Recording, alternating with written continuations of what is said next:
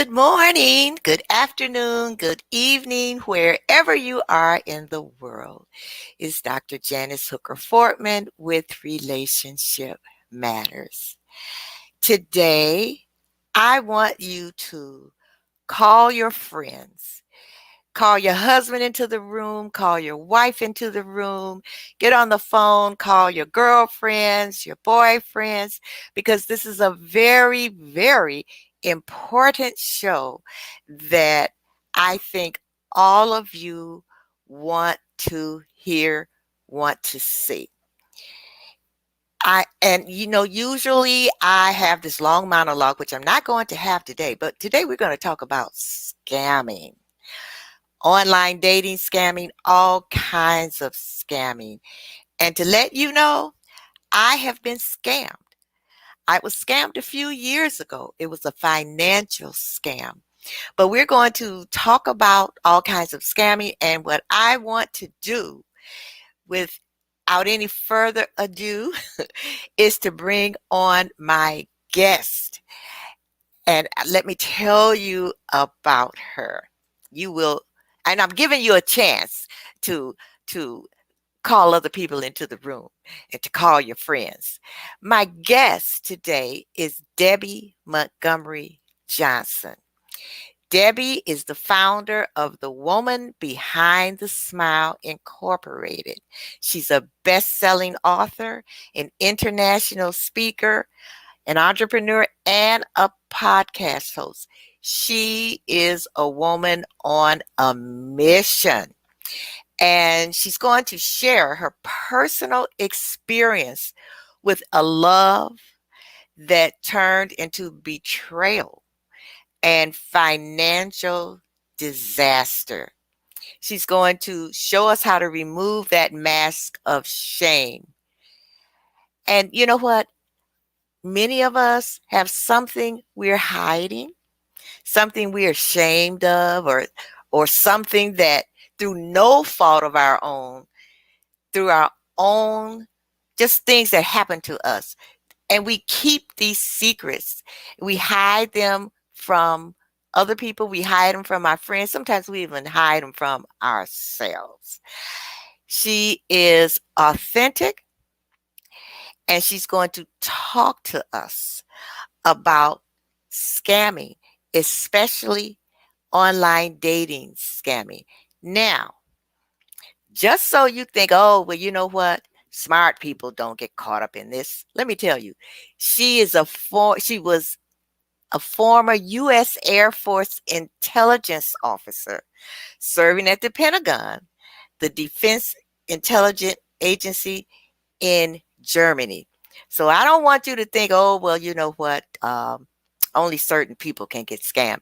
Anybody and everybody can be scammed. So let me bring on to meet you, Debby Montgomery Johnson. Hi, Debby. Hi, Dr. Janice. Thank you so much for having me tonight. Oh, I had to.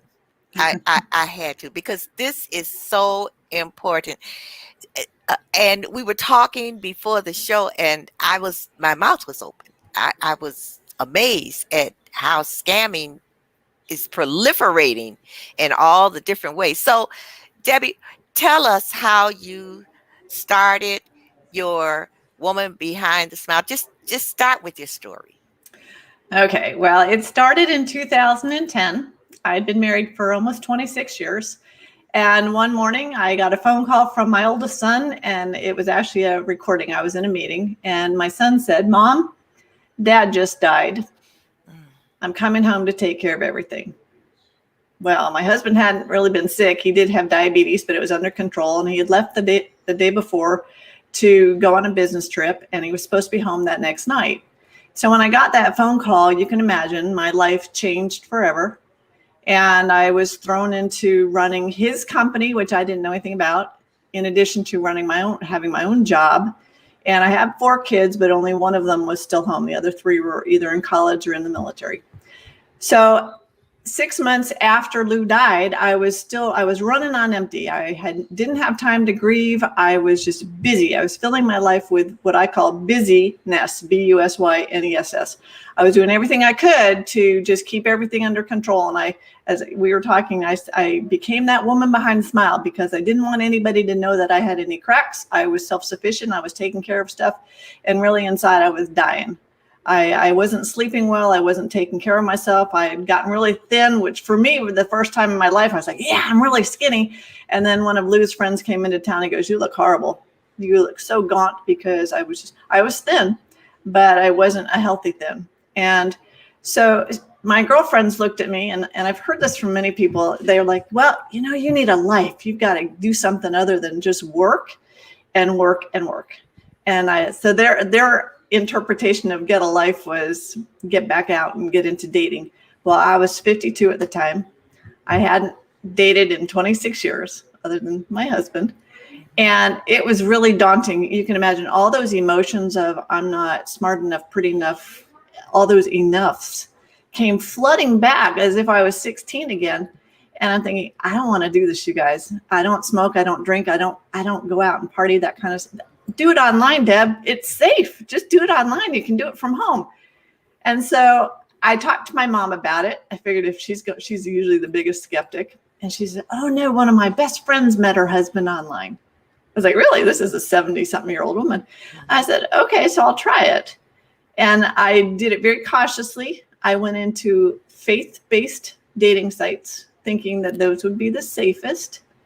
And I dipped my toe in. But I didn't want it to be perfect. I wanted my profile perfect. I trusted people on it. All those things that you heard good things about and never knew the bad stuff about it. I didn't know there was anything bad about online dating. I felt it was just an option. So that's how it started back in 2010. Wow. It was exciting. It was a little scary. Okay. Here's something funny. I was looking for men between 55 and 62. And I was honestly very disappointed in what I saw. Okay. Especially with what I was reading. But the pictures, if you know what I used to call it, the wife beater t-shirts. Okay, t-shirts right. With no sleeves. The guys were showing up with those, and they were showing up with motorcycles, and nothing against motorcycles, but they usually had a girl on their arm. And I'm like, what kind of guys are doing this? My husband had been very well educated. It was brilliant. And it was he was a speaker for the Pentagon. And so when these fellows would be writing, and it looked worse than a fifth grader, I'm going to myself, oh, I don't want to get involved in this.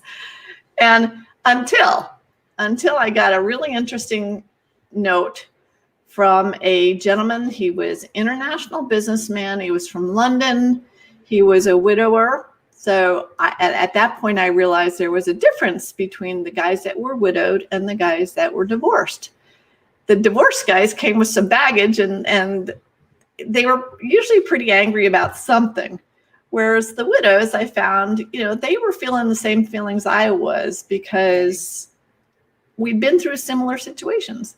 And right. So when my well-educated Brit came on, and he was a widower, had a son, and he was an international businessman, it just kind of clicked on all those things I was looking for, and felt like I could do from a distance. Because here's the other thing. After being married for so long, I really wasn't ready for a relationship in person.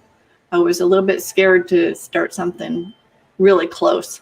And so doing it online was kind of a safety thing for me. I could develop a relationship over time. And when I was ready, when he was ready, then we could get together. So again, it was the safest option for me at the time. Okay. Okay. You just say you thought. And so you were in this relationship for how long? 2 years. 2 years. 2 years. Yep. I met him in November of 2010, and in September of 2012 is when it all came crashing down. But in the process of that, I got to know him, and he had really become my family. Like I said, my kids were out of the house. I again was running an internet business at home. I was alone for most of the time because I did actually, after a year, I quit my job at the school district because I realized that I was just doing that for benefits, but I was making more at home with our Okay. company. So I was home alone, and I was online all day long because of my company. So when Eric, his name was Dr. Eric Cole, when he and I started talking, and when I say talking, back then it was via the internet. He moved me off the dating site relatively soon because he was in Houston, but he was going to Malaysia on a job. And he worked with hardwood trees. He was a contractor, and I happened to have investments in trees, which he didn't know about. I Nobody was knew going about to it. ask you that. Did he know that? No, Okay. he did not. It was Okay. not out there. It was not on my profile or anything. And so when I found out what he did, I looked at his company's website. I called them to see if they had a contractor by his name, and they said no. But again, I had no reason to not believe him. So in my mind, I'm thinking, well, he's international. He, is from England, so maybe he doesn't actually work for them. If he's a contractor, he may not be on the books, which made sense to me. And so soon after we met, he actually won a contract in I think it was Malaysia, and he had to be in moving trees from Malaysia over to India. I had traveled the United States, I'd traveled in Europe, but I'd never traveled over in the Far East. So when he would tell me things that were going on, I had to believe him. I own a company, and here's one thing I do know with owning a business, that sometimes you don't get paid until the job is done. Okay. So when he was having not getting paid until the job was completed, I understood that part. What I didn't understand fully is the customs tariffs and the shipping issues that he was having, because I've never done that kind of stuff. So I, again, believed what he was saying when he ran into difficulties. We met in November. He was supposed to be able to be done by Christmas. And that's what our goal was. Get everything done so you can come to the United States with your son and your sister for the holidays. And I even booked hotel reservations in the end of November, beginning of December, so that we had a place for them to come to. And that was really exciting until right before Christmas, when he contacted me and said, hey, we've had a hang up. There's something going on here. I'm not going to be able to come over. Well, that was a little bit disappointing. I kind of understood it, but I was very disappointed. And if anything, it was the up and downs of the emotions of I'm coming, I'm not, I'm coming, I'm not.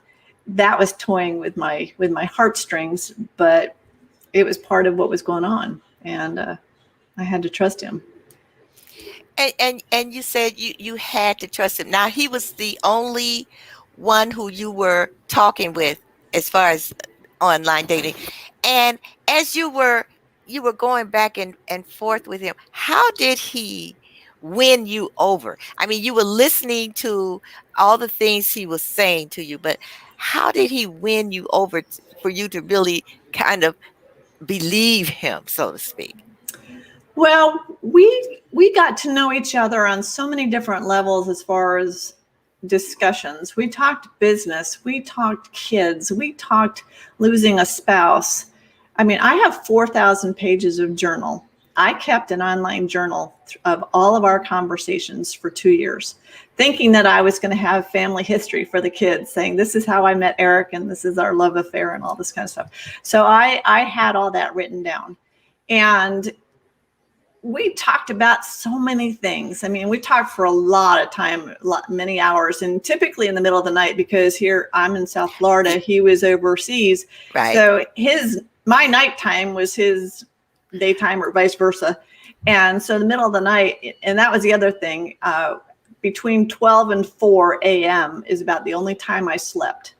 And this is after Lou died. I was just so busy trying to run the company, learn how to do that. And when I'd get into bed at night, and many people would understand this if you've lost a spouse or divorced or whatever, and you're in bed for the first time by yourself, my mind would just go. I got mad at Lou for dying. I got sad at Lou for dying. I'd be talking to him, and so I would have limited time. And then around 4:30, I'd wake up and I'd be at work by 6. And so I was really busy. So when he contacted me, it was really lovely to have a companion, someone to chat with, because again, I was by myself. And so he became my life very quickly, actually. And it was fun. It was those endorphins, the kick of love just popped back in. And even though I tell that, when I was 16, I really didn't enjoy dating. My old boyfriend contacted me and he goes, "You didn't like it?" I said, "Well, it was the breaking up part. I didn't like it. I like the dating part." But it was that fun of, somebody is enjoying my company. And he would send me songs. We'd be listening to songs together, and he would send poems, and it was just very kind. And I understood the story. Here's the thing: I got to know his sister and his son. And on Yahoo Chat, there are instant messages. I mean, it's basically, I guess, texting, but via the computer. We didn't have texting back then. I didn't have my iPhone back then. So I would be doing these instant messages to him for hours. And then his sister and son would come on, and they'd be in England, and I'd be going back and forth between a message between him and then his attorney and then his sister. I mean, it was extraordinary. I had 3 messages open one night, and I was talking to all these people. I type really quickly. So I would ask his sister about him to get an idea of what he was like, and I would ask him about his sister to kind of find out what had happened to her. She was a widow. And then I was talking to his son, and, what are the things your dad likes, and what's your favorite food? So I really got to know, I thought I got to know the family, because they were going to be my family. And that meant a lot to me. Now, when you said you talked to his sister, you talked to his son, did you ever see them, like a picture or anything like that? Or it was just from chatting or texting? I had pictures. Eric can send me pictures of their home at Christmas, of their kitchen, of Mary the sister, Kenny the son, their dog. I mean, I had a whole picture, and I had multiple pictures of him. I didn't talk to him much on the phone because he was in a spot where he told me it was very limited access. When I did talk to him a couple of times, he had a British accent, which just fed right into he was from London. So there were times where it was frustrating. I'm like, well, why can't we Skype? Why can't we do this? And he's like, Mary couldn't, because the computer that she had, it wasn't good enough. And it was something that Eric had given to her. At least that was her story. And then he said because of where he was in Malaysia, again, I had never been to Malaysia. I didn't realize that technology was pretty good over there.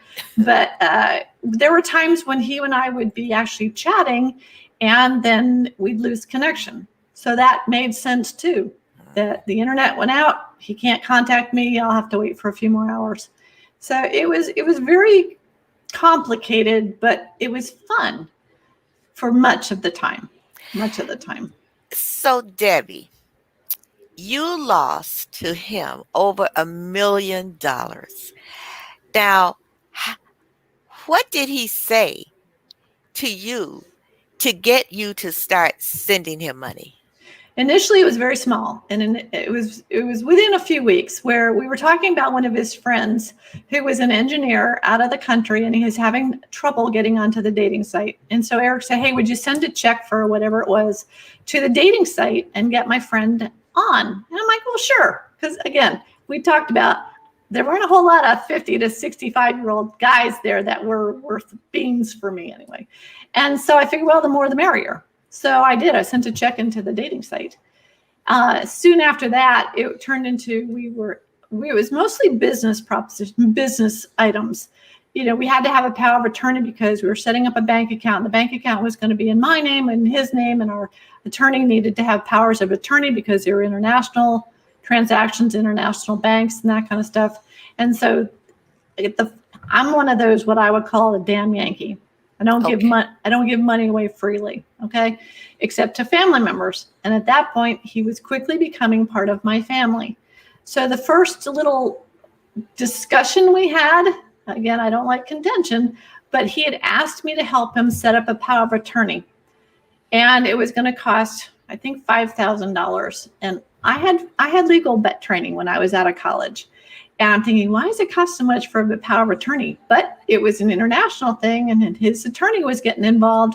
And I'm like, okay, I'll help out, but I need this paid back. And every time I sent him some money, it was like, I'll pay you back. I'll give you interest. As soon as the job's done, then we'll get this done, and we'll get it done quickly. Then I'll pay you back. So I had that assurance from him that he was going to pay me back. Now, when you said that $1 million, it was actually $1,080,762.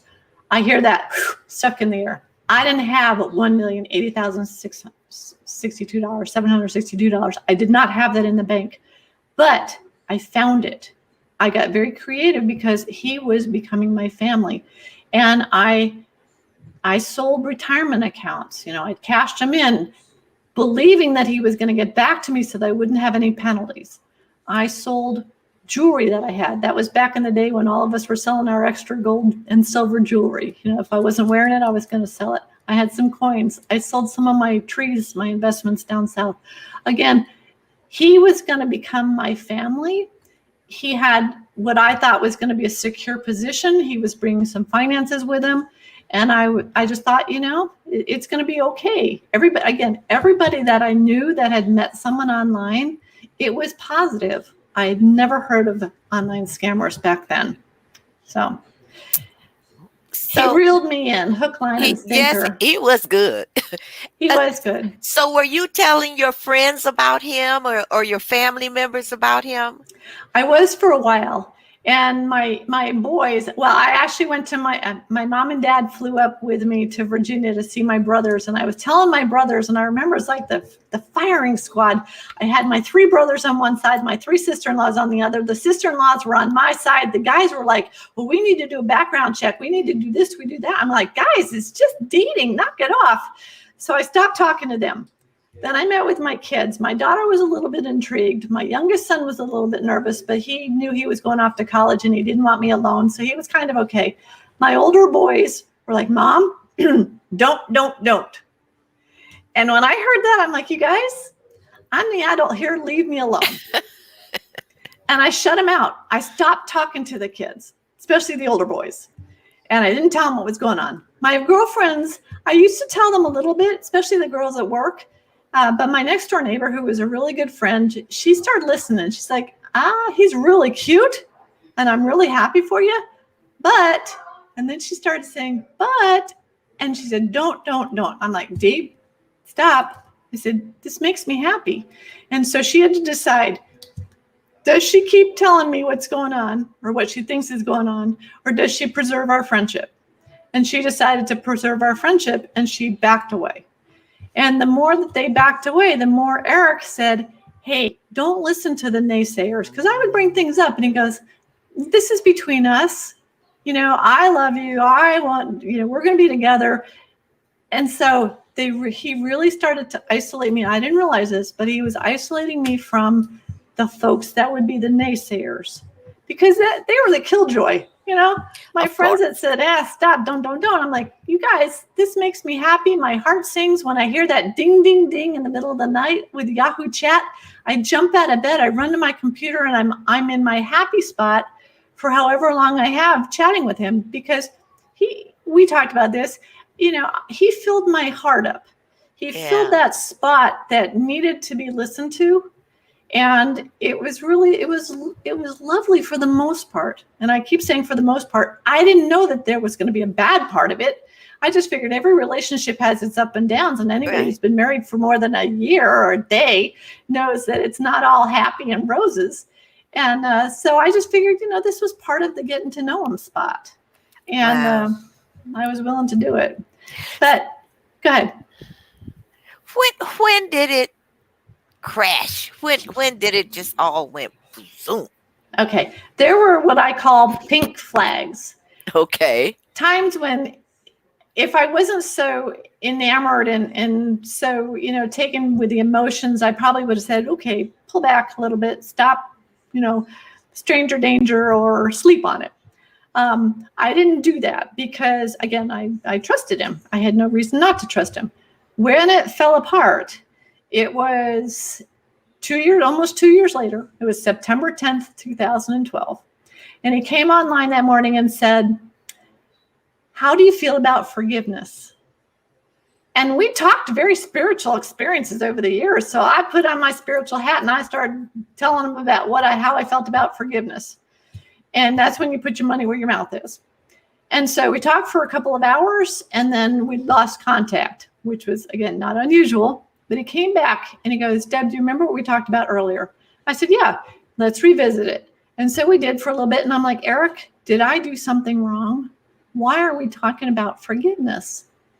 And he said, Deb, I have something to tell you. It's going to hurt you, but I need to know that you can forgive me before I tell you. And I'm thinking, well, if it's going to hurt me, why do you have to tell me? And he goes, I have a confession to make.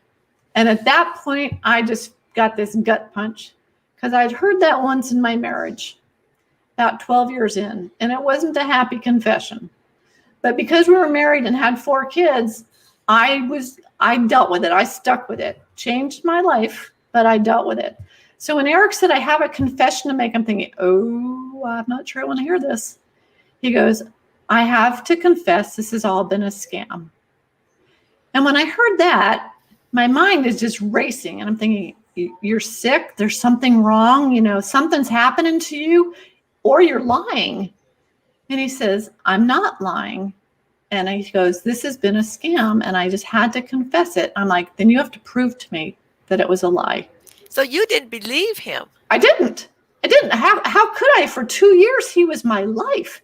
And I told him that. I said, you've been my life for 2 years. What about Kenny? What about Mary? What about my $1 million? And he goes, I'm going to come on live on Yahoo Chat. Well, heck, I'd been asking that for 2 years. And I said, well, how do you do that? So he walked me through. And again, I'm looking at 2 screens at my computer on my desk of my handsome Brit. And up pops this little screen in the corner of my main screen. And its camera comes on, and I'm looking at this dark-haired, dark-eyed, dark-skinned young guy with a big smile on his face.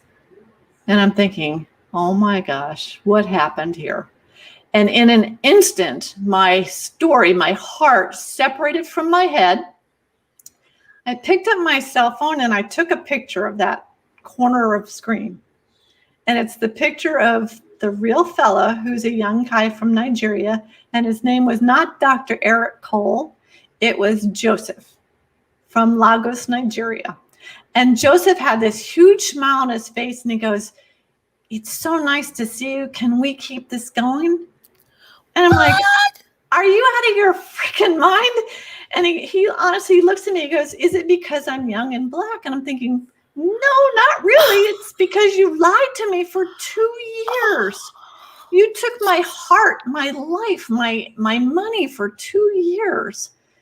And at that point, though, I'm thinking, okay, so how do I keep him engaged? Because I can go to the FBI. I watch TV. I know how these things happen. I'm an intel officer. So I'm like, keep him engaged, Deb. Don't let him go away. And it was just unbelievable at that point. And I actually did try to keep him so that he would think I was going to come back on, even though I was thinking, oh my gosh, I'm going to the FBI tomorrow. But I didn't want him to just go away. And honestly, I was so grateful now looking back that he confessed in person because I saw him. I had a face to what happened. And I've learned over the years that most victims have no idea who the scammers were. And if he had just ghosted me, if he had just walked away, I would have felt worse than when Lou died. Because when Lou left me to go on that business trip, I never saw him again. My parents took care of him when he died. He died on the west coast of Florida. My parents took care of identifying. My parents took care of getting him back over here. And I never, my kids didn't want an open casket. I never saw Lou. There was no closure when my husband died. So if Eric had just gone away, I would have thought he had died. Oh, yeah. And so in reality, I was very grateful that he confessed in person because it gave me closure. Now, it also made me mad because now I'm like, so how do I get my money back? And I kept him engaged because I wanted to make sure that the FBI could catch him. And I called my mom and dad, because here's the worst part of the $1 million. I mean, I always believed that My last suit has no pockets. I can't take the money with me, even though I really wish I had it in the bank account. Mhm. But I asked my parents to help me, and they helped me to the tune of $100,000. And when this scam came about, the only thing I thought about at that point is, how am I going to get the money back from my mom and dad? I felt awful. I called them up and I told them what happened, and they came right over. They were living on the west coast of Florida. They came over the next day, and together we took my 4,000 pages of printed journal with all my bank. I had incredible documentation. We went to the FBI in Palm Beach. They looked at me. They're like, "We are so sorry this happened to you." And as a matter of fact, more men get taken for over $1 million than women, but they'll never tell. And they said, unless you can get him here to the United States, there's nothing we can do. Wow. Nothing. And Oh my I God. shut down. That, talk about the woman behind the smile.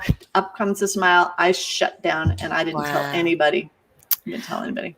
Well, Debbie, I gotta take a. I hate to break away, but I gotta take a quick commercial.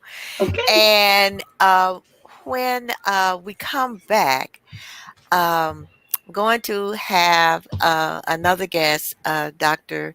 Catherine Jackson. She is a psychologist, and she's going to talk about how this can happen to any of us, to any of us. So we will be right back.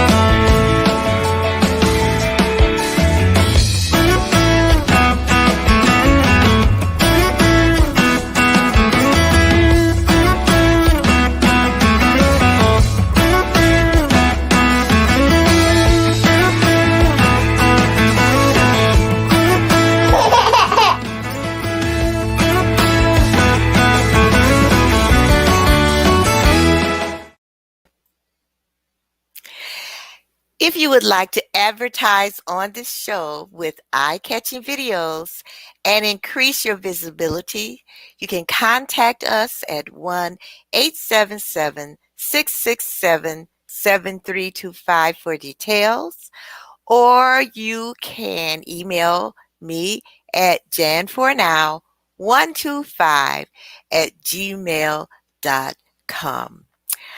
I'm going to bring to you now Dr. Catherine Jackson. And Dr. J is a licensed clinical psychologist and a board certified neurotherapist. She's been featured in Forbes, the Oprah magazine, Huffington Post, CNN, and many other media outlets. And I'm going to bring Debbie back on, and Dr. Catherine, back on, and we are going to talk about how this can happen to all of us, any of us. Hi, Dr. Catherine Jackson. Hi, How are you? I'm good. Thanks for having me. So I know you were in the green room and you heard Debbie's story. Yes, I did. Yes, Yes, I yes. did. And the comments from some of the audience members was that they've heard this, they've seen this. So, and I'm like, so, and we're going to talk about not just online dating scams, but just all kinds of scams. What is it about us people, men and women, that we can be scammed? So, Debbie, first of all, Debbie, I want to highlight your resiliency. You found some positive in what you shared. Uh-oh, what happened? What happened? Did she freeze? Oh, she froze. Oh, Oh bummer. my goodness. Dr. Jackson, you froze.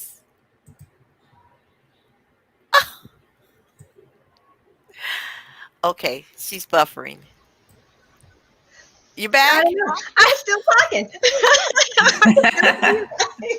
But I'm back. So, Debbie, you found some really good positives in what could truly most of us would take as a negative, and we would let it ruin our lives. But even the fact that you highlighted the fact that you were able to see his face and get some closure, that was a way to be like resilient and to find some of the good in something that was like it was truly heartbreaking for you. This guy truly hurt you, and the audacity to say, you know what, I'm not going to do this anymore. Oh, you keep Oh, freezing.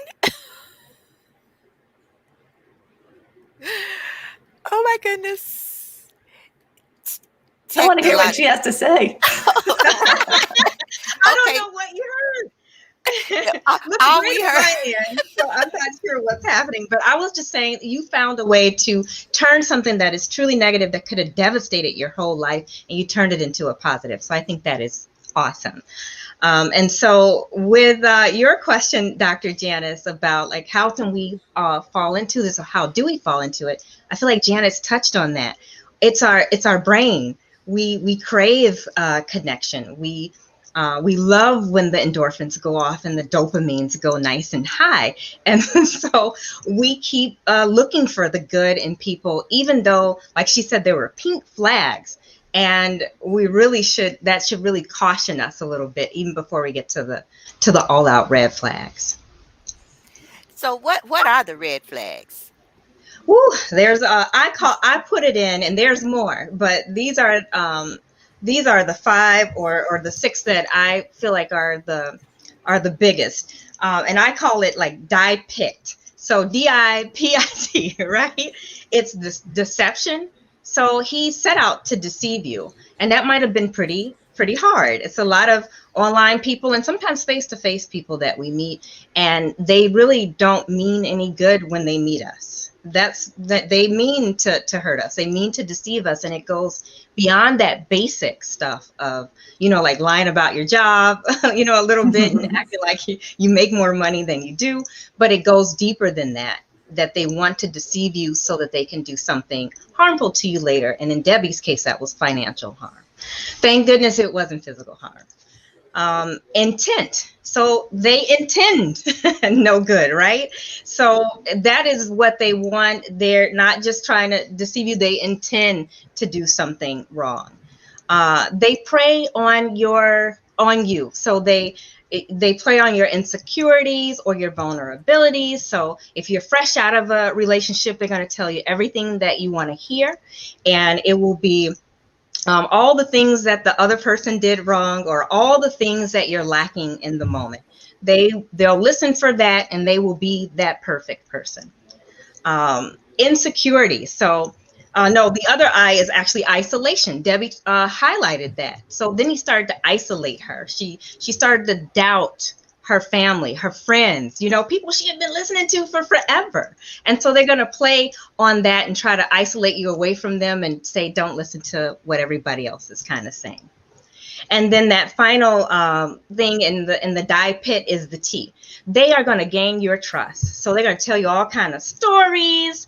You're going to believe them. You're going to pull on your heartstrings to gain your trust, so that that you let them in your life in some way, whether it is physically and then they harm you physically, or whether it's financially, so that they can start to, like Debbie said, ask for small amounts, then start asking for bigger amounts. And she had no way to check out that story. And so she trusted him. Like she said, he became a part of the family. He was a part of her circle. So they're going to build that trust with you. Wow. Wow.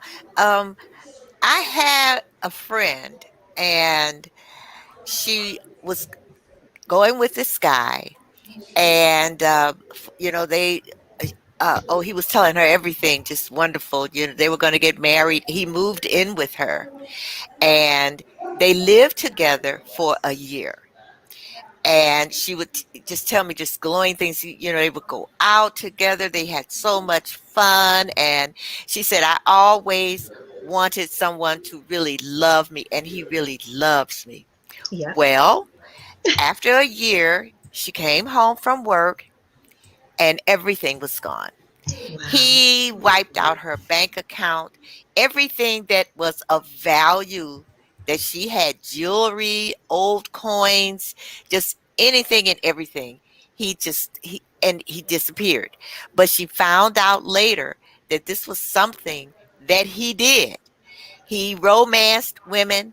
He would move in with them, Yeah. stay with them for a year, and she had a beautiful home and all. And then after that year was up, he was gone. Gone. He was gone. And that's his career. That's what he does Yeah. for a living. That's what he does for a living. But and I was telling Debbie earlier that I have been scammed, but not online dating, but financial. Yeah. you know, um, uh, a business opportunity, and I was going to make this money, and they sent me this $3,000 check, for me to deposit in my account to get started. And of course, the check bounced, you know, but they took the money, they had the money, and this has been quite some time ago. And and I thought, how could I let myself? I think I'm smart. You know what I mean? I'm Miss Intelligent. You can't pull anything over on me. And that happens. So and so that's why I'm saying anybody, any kind of way Anybody. can be scammed, not just online dating. But Debbie, you were talking about other types of scams that you had witnessed as far as some of your friends are concerned and some of your clients. Well, exactly. And it's got nothing to do with dating necessarily. It's relationship fraud. And especially now during the pandemic, when we're all home looking for companionship, friendship online, it could be on Words with Friends. It could be on LinkedIn, all the social medias, Facebook, Instagram, all of that. We were talking about a woman that I know I have worked with over in Vietnam. She was on a translation app. There was a gentleman that was coming to Vietnam, and he wanted to learn a few words in Vietnamese so that he could go to the banks. And so little by little, they became friends. She's the mom of a 3-year-old. And so she wasn't looking for love, but anybody that's been married for a little bit enjoys the companionship or the niceties that someone that's maybe not your spouse is telling you. And she just kind of got drawn in. Next thing you know, she was helping him out. And it's people with really big hearts that are just helping a friend. And particularly with the Words with Friends, I'd never heard of that until I met a woman here locally, and she'd been scammed playing this Scrabble game. I'm like, how in the world does that happen? She said, well, we become friends. And when there's something happens to them, they want a little bit of money to help. And most people would say, sure, I'll help you out. So it's one of those things. They groom you to become their friend, to become part of their family. And any of us that have nice hearts and are willing, it starts off with a little bit of money. And as soon as you do that, then they know they've got you. And Yeah. it's a little bit more and a little bit more. But it's devastating when your heart gets torn out, when you lose trust. And that's when most of the women that I'm working with will just shut down, and they will Yeah. not tell anybody, because Janice, as you and I were talking, your friends, when they heard about your scam, was like, that was really stupid of you. Well, as soon as someone says that to a victim, they shut down because they don't want to be told by somebody else how ridiculous it seems that it happened to them, because we are our own worst critics. Yeah. Nobody's going to shame me more than I was shaming myself and blaming myself. And that victim shame is just devastating. And it does lead to suicide and just awful things that are happening to victims of scam. And this year, particularly with the pandemic, there's been more business email compromise scams than online relationship scams, where business people are being taken. And I can't tell you how many emails I get that look like Netflix or Bank of America or whatever, and you click on that link and they just got you. So Yeah. it's amazing. It's amazing. It's sad. It's just sad that these guys are really accomplished salesmen. Their job is to get money from you. They are well trained in universities in Nigeria and Ghana and around the world. And they know how to do their job. If they could just do it for good rather than for bad, they'd be phenomenal. Right. Right. And I'm wondering, Debbie, why did that young man, or that scammer, wonder why he decided to confess? You know, I really, He told me it was because he developed feelings for me. And I had to believe that, because I also thought that, well, maybe a little bit of my goodness rubbed off, but that might be part of the scam too, because I have heard of other people that the scammers actually, when they show themselves, typically they're not as kind as mine was. At that point, they're like, yeah, got you, didn't I? And they feel very entitled to be stealing from us. And it's a shame, because they're out to hurt you. And they just figure, well, I got one up on you. But I don't know. I have to believe that part of his story, even though most of it was a lie, for 2 years, he must have told me some truth, because you can't lie for that long and not get caught up. And it's also not just one guy. I have found out too that these aren't, we used to call them the Yahoo boys, that they are really manipulative organizations. And their one guy is the one that develops the friendship. The next one is the one that is good at the closing and getting the money. The next one might be leading you to something else. So they work in cahoots with each other, and they're very well organized. So why did he confess? I don't know. But I'm grateful that he did, because it did give me some closure. And I can tell other victims, I'm like, if you are having trouble with understanding what happened and you need a face, look at that picture in my book. That's the guy. That's the picture of the guy that is scamming you. And it's unfortunate. well, Dr. J, have you, with your clients, have you had any clients that this has happened to? I've only known of one person that this has happened to, but I've worked with a lot of patients who deal with questionable things online. They haven't gone as far as being scammed, but they have dealt with really questionable behavior, and then people ghost on them. So they haven't scammed them out of money, but they've been in tricky situations, and thank goodness they were able to get out of those situations with no physical harm. And then other just odd online behaviors. But only one person who has actually gone through, but not to the sum of the amount that Debbie went through, mostly because they don't have as many resources as Debbie. You get creative, but it doesn't matter if someone's been scammed for $10 or $2.5 million. Sure. And I've worked with women that have lost both of those amounts. And there are millions of people around the world that have been taken. It's just, they're not going to talk.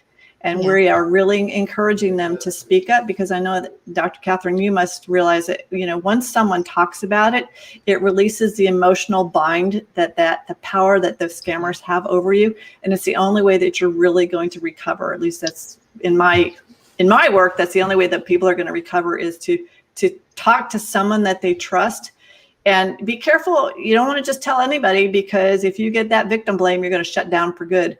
Find a trusted friend.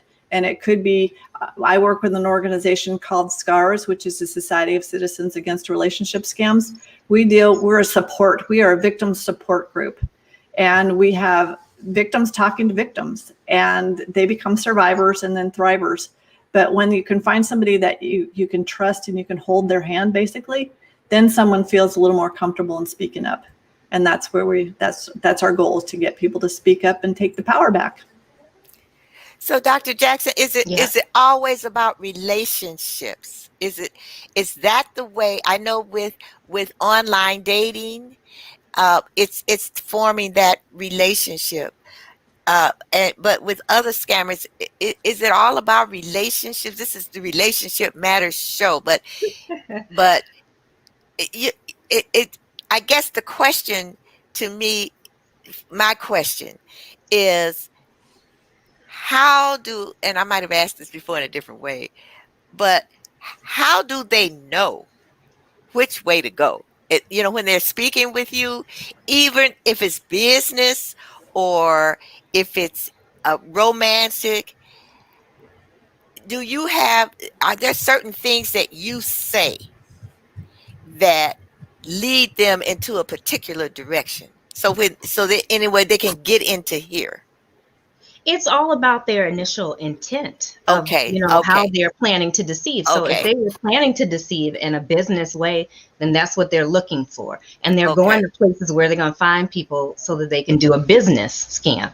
Or if they're trying to do just a general financial scam, or if they're just like people who just like to gaslight, just to do something to hurt you, or physical. It all really goes back to their intent. And then that's the way that they come in to try to deceive you. And then they're going to pull on your heartstrings. So when you ask, is it all about relationship? Yes, they got to build that relationship to get in close enough to you to do whatever it is that they're trying to do. And it's all a bunch of numbers. They're just casting out the net. Yeah. And, when you're in business, it's like you make 10 phone calls and you get one yes. Right. That's what they do. This is their business. Right. Now, tell us, Debbie, more about The Woman Behind the Smile and SCARS. The Woman Behind the Smile is my nonprofit, and it's my website, The Woman Behind the Smile. I actually do a Thursday live show called Stand Up and Speak Up, and that's where I bring, everybody's got a story. Everybody has something that's happened in their life, and so I encourage my guests to come on and actually tell their story, sometimes for the first time. And that's really exciting, because I learned so much about people, and I realize that we all have so much in common. It's just we don't tell our stories. And if we do open up, then we've got a buddy. And that's really terrific. Now, SCARS, I'm on the board of directors at SCARS. It's an international victim support group based in Miami. We partner with organizations now in New Zealand and in Australia, the Philippines, Europe.